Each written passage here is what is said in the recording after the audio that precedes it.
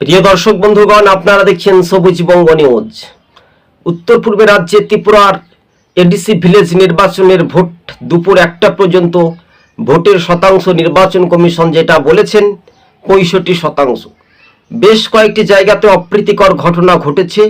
জনজাতি ট্রাইবাল অংশের ভোটারদের ভাগ্য নির্ধারণ। ফের ক্ষমতায় আসবে তিপ্রামথা দল, না বামেরা, না কংগ্রেস? এডিসি ভিলেজ নির্বাচনের কার্যত একেবারে হাতিয়ার করে রীতিমতো আমরা দেখতে পাচ্ছি ভোটারদের মধ্যে একেবারে উৎসবের মেজাজে উৎসবের খুশির উৎসব পালিত করছেন এবং তারা এডিসি ভিলেজ নির্বাচনে ভোট দান করছেন। তবে খুব জোর হলে বিজেপি 4 থেকে 5 আসনের বেশি পেতে পারে না। তাহলে সেই তিপ্রামথা দল কি ক্ষমতা দখল করবে? সবুজ বঙ্গ নিউজ চ্যানেলটি ভালো লাগলে শেয়ার করে পাশে থাকবেন। দুপুর 1টা পর্যন্ত ভোটের শতাংশ 65% ভোট পড়েছে। এই মুহূর্তের সবচেয়ে বড় খবর। ধন্যবাদ দর্শক।